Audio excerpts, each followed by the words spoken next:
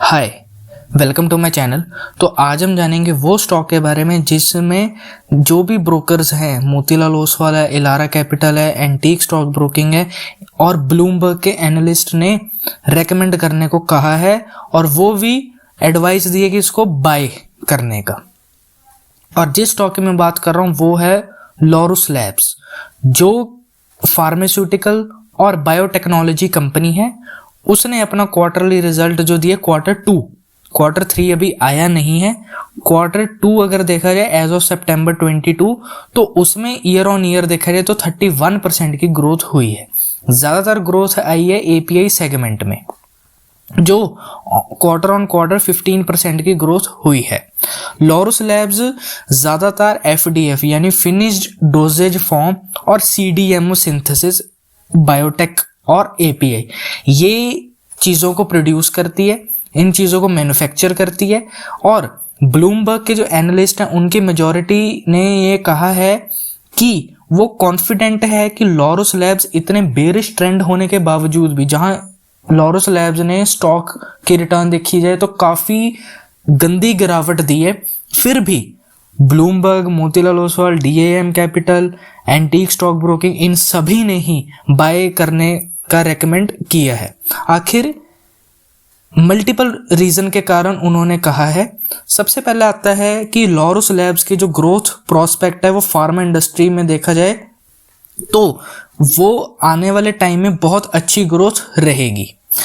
अगर वैसे देखा जाए तो आने वाले टाइम 2026 से 2030 तक pharmaceutical industry on an average 4 से 8% की ग्रोथ रहेगी और 2026 से 2030 तक ये इंडस्ट्री 1.8 ट्रिलियन डॉलर की हो जाएगी।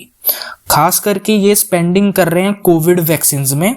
और एक रेटिंग कंपनी है केयर रेटिंग्स, CARE रेटिंग्स, उन्होंने एस्टिमेट किया है कि डोमेस्टिक फार्मा इंडस्ट्री कम से कम 11 से 14% अगले 2 सालों में 60 बिलियन डॉलर की इंडस्ट्री बन जाएगी।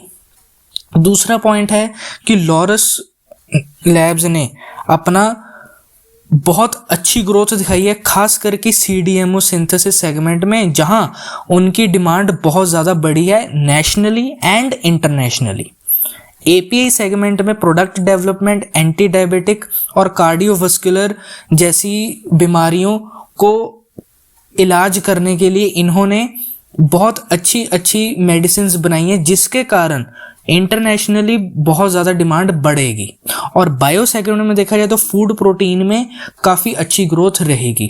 और सबसे बड़ी बात यह है कि ज़्यादातर डिमांड जो आ रही है वो आ रही है HIV ड्रग मार्केट में इनकी ज़्यादा मार्केट कैप्चर है और 2030 तक इनका ये है कि HIV ड्रग मार्केट को मोर देन 30% तक कैप्चर कर पाए। फिर आता है कि लॉरस लैब्स अपने रेवेन्यू का कम से कम 20% रिसर्च एंड डेवलपमेंट R&D में खर्च करती है, ताकि वो product quality, customer demand, manufacturing process in सब चीज़ों को इम्प्रूव कर पाए। और सबसे बड़ी बात यह है कि अफोर्डेबल प्राइस ही ले आए, ताकि इंडस्ट्री में कॉस्ट कॉम्पिटिटिवनेस बनी रहे, ताकि लॉरस लैब ऐसे ना लगे कि ये बहुत सस्ता या फिर बहुत ज़्यादा महंगा है। वो कॉम्पिटिटिव एडवांटेज लेना चाहता है, इसीलिए वो मोर देन 20% अपना R&D पे इन्वेस्ट करते हैं।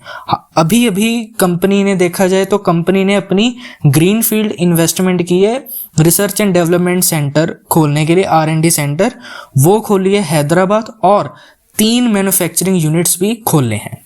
अगर हम फाइनेंशियल्स की बात की जाए तो सबसे पहले आता है कि जैसे रेवेन्यू 2021 में देखा जाए तो 4700 करोड़ था, उसके बाद 48 हो गया। अब अगले 2 सालों में ये 6 से 7 हजार करोड़ तक पहुंच जाएगा। EBITDA देखा जाए तो अभी 1550 और 1400 करोड़ तक है। आने वाले टाइम में ये अगले 2 सालों में 2000 करोड़ तक पहुंच जाएगा। नेट इनकम जो अभी ट्रिपल डिजिट में है, 2021 में 980 करोड़ थी, फिर 2022 में थोड़ी गिरावट आई है 828 करोड़ की, अब वो 1000 करोड़ से भी ऊपर पहुंच जाएगी। और अर्निंग पर शेयर 18 से 15 रुपए था और अब वो 19 से 22 रुपए तक ले जाएंगे। वैल्यूएशन की बात की जाए तो ऑन एन एवरेज देखा जाए तो जितने भी इनके कॉम्पिटिटर्स हैं सबसे come on an average doctor Reddy और लॉरस लैब्स, इन दोनों का ही पीई रेशियो पूरी फार्मा इंडस्ट्री में सबसे कम माना गया है, जो है 24.2%। मतलब 24 रुपए का इनका पीई रेशियो है और dividend yield on an average पूरी फार्मा इंडस्ट्री का लेस देन 1% ही है। जो इनके कॉम्पिटिटर्स हैं वो हैं लॉरस लैब्स।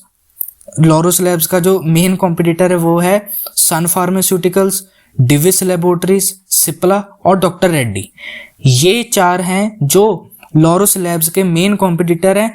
और वहीं मिड कैप कंपनी जो लॉरस लैब्स है वो अपना कॉस्ट कॉम्पिटिटिवनेस लेना चाहती है, जो बड़ी से बड़ी कंपनी जैसे सिप्ला है, सन फार्मा है, इन सबको टक्कर देने के लिए। ब्रोकरेज की बात की जाए तो DAM capital, Motilal Oswal, antique और स्पार्क कैपिटल, इन सभी ने ही बाय करने की एडवाइस दी है।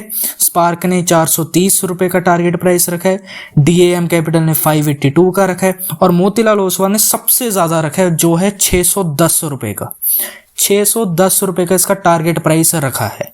तो ये थी आज की वीडियो पूरी लॉरस लैब्स के बारे में, जो एक तरह से देखा जाए तो बेरिश ट्रेंड में भी ब्लूमबर्ग और मोतीलाल ओसवाल जैसे ब्रोकर्स पॉजिटिव हैं कि इसमें रिकवरी बहुत जल्दी आएगी। तो ये बहुत अच्छी अपॉर्चुनिटी है, जहां इतने टाइम से इतनी गंदी गिरावट के बाद भी ये शेयर प्राइस अब डिस्काउंट लेवल पे मिल रहा है और जिसका टारगेट प्राइस मिनिमम 430 है और मैक्सिमम 610 रुपए है। तो ये थी आज की वीडियो लॉरस लैब्स पे। उम्मीद है कि आपको वीडियो पसंद आए। लाइक, शेयर, सब्सक्राइब जरूर करें। Thank you.